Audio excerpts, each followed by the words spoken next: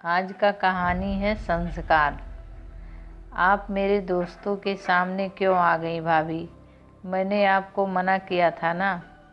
आप नौकरों से चाय पानी भिजवा देती। अब याद रखिएगा, आगे से ऐसा मत करिएगा। डॉक्टर मानो अपनी शीला भाभी को फटकारते हुए बोला और फिर अपने कमरे से चला गया। शीला उसके जाते ही मायूस सी न जाने कब अनायास ही अतीत की यादों में खो गई। जब शादी होकर आई थी तब मानो कितना छोटा था। करण व मानो के माता पिता का देहांत शादी के 1 साल पहले हुआ था। कुछ महीनों से बुआ जी ही देखभाल कर रही थी। शादी होकर आते ही बुआ जी छोड़कर चली गई। वह बोली कि अब घर की बहू आ गई है, देवर की देखभाल कर लेगी। शादी की पहली रात ही करण मेरे पति ने मानो की जिम्मेदारी मेरे ऊपर रख दी थी। मैंने हमेशा बहुत प्यार किया मानो को, ताकि कभी माँ बाप की कमी उस मासूम को महसूस ना हो। यह चाहती थी मैं सदा। एक दिन मुझे पता चला कि मैं माँ बनने वाली हूँ। उस दिन मैं व करण बहुत ही खुश थे। अपने परिवार को बढ़ता देख तथा अपने प्यार की निशानी को लेकर मैं हसीन सपने सजाने लगी। अभी 5 महीने बीते थे। मैंने और करण ने उस बच्चे का नाम तक सोच लिया। पहली बार माँ बनने का अलग ही सुखद एहसास होता है। उसी खूबसूरत पलों को हर माँ की तरह मैं भी अपनी आँखों में सजा रही थी। मेरे दिन बहुत ही अच्छे से राजी खुशी बीत रहे थे।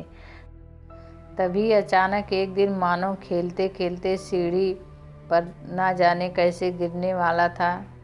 तभी मैं ना आओ देखा ना ताओ फटाक से उसको खींचकर बचा लिया। पर इसमें मेरा संतुलन बिगड़ गया और मैं धड़ाधड़ करती हुई सीढ़ी पर नीचे गिरती चली गई। पेट में जोरदार पीड़ा शुरू हो गई और बहुत सी चोटें भी आई। डॉक्टर को दिखाया गया। डॉक्टर ने बताया कि गर्भपात हो गया तथा अब मैं कभी मां नहीं बन पाऊंगी। करण वह मेरी तो जैसे दुनिया ही उजड़ गई। क्या सोचा था और क्या हुआ। हमारे सारे हसीन सपने चकनाचूर हो गए। कई दिनों में मैंने अपने आप को संभाला। मैं और करण मानो को ही अपनी संतान मानने लगे और उसकी परवरिश में अपना सब कुछ अर्पण करने का संकल्प ले चुके थे। धीमे धीमे मानो बड़ा होता जा रहा था। तभी करण की जोर जोर से आवाज़ें आने लगी।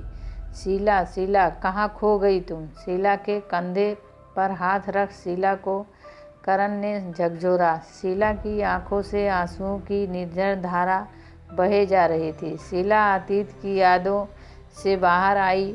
जल्दी से अपने आंचल से अपने आंसुओं को पोंछने लगी। क्या हुआ शीला? कुछ नहीं। तबीयत सही नहीं है क्या? हाँ सही है तो क्या हुआ? क्या फिर से मानो ने दिल दुखाया? अरे नहीं, बस यूं ही मन उदास है।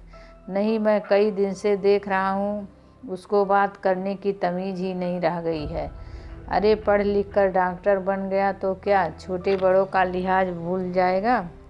क्या यही संस्कार दिए हमने उसे? अपनी सारी ज़िंदगी लगा दी उस पर।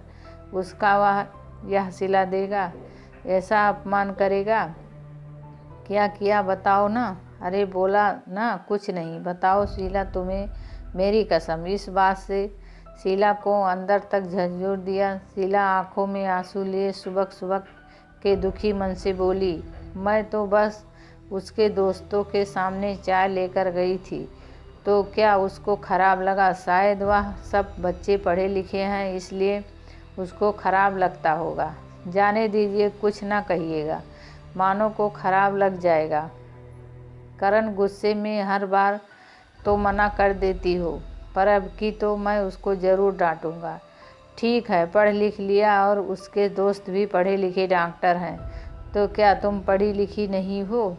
तुमने अपने समय के हिसाब से पढ़ाई की है और यदि कोई माँ बाप पढ़े लिखे ना हो तो क्या बच्चे उनकी इज्जत नहीं करेंगे? यह कहाँ लिखा है? जो आज के बच्चे हैं उनका अच्छा भविष्य हमने ही तो बनाया है। अपने आप को कड़ी मेहनत और धूप में जला हमने उसका आज का दिन सजाया है। उन्हें आज इतना काबिल बनाया कि वह समाज में और बैठ उठ सके। इसलिए थोड़ी ना पढ़ाया कि वह बड़ों की इज्जत करना भूल जाए। यदि पढ़ाई से यही शिक्षा मिलती है, ऐसी पढ़ाई तो बेकार है।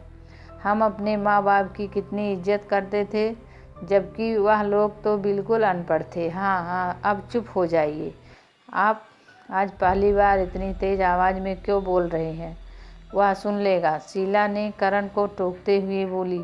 नहीं, आज तो मैं उसको ज़रूर बोलूँगा। यह तो कोई तरीका नहीं हुआ। तभी दरवाजे पर शीला की नज़र गई।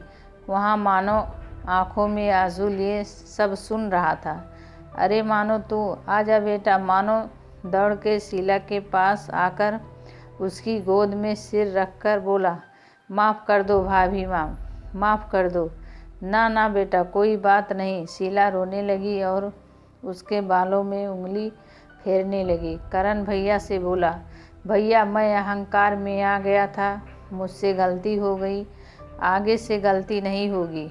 भैया आप सही कह रहे हैं, मैं नालायक हो गया हूँ, मुझे बड़े छोटों की तमीज़ ख़त्म हो गई है, माफ़ कर दो भैया कहकर ज़ोर ज़ोर से मानो रोने लगा। करण भी उसकी आंखों में आंसू देख अपना सारा गुस्सा भूल गया। उसने भी बढ़कर मानो को गले लगा लिया और बोला, मानो बेटा, पढ़ने का मतलब सिर्फ किताबी ज्ञान ही नहीं, बल्कि उससे अच्छे संस्कार, बड़े छोटों की इज्जत करना, अच्छा कैरियर बनाना सब सीखना चाहिए। मानो रोते हुए बोला, जी भैया। माहौल को हल्का करने के लिए करण ने बोला, अभी तक तू सबको इंजेक्शन लगाता था ना, आज मैंने भी तुम्हें डांट का इंजेक्शन लगाया। अब यह डांट रूपी दवा का असर हमेशा रहना चाहिए। कहके करण हंस दिया। करण की बात सुन शीला व मानो भी हंसने लगे। सबकी आंखों में आंसू थे पर होठों पर हंसी। दिल में जो भी मलाल था सब आंसुओं में धुल गया। दिल एक दूसरे के प्रति फिर से प्यार से भर गया। अगर आपको कहानी अच्छी लगी हो तो चैनल को सब्सक्राइब करें और वीडियो को लाइक करें।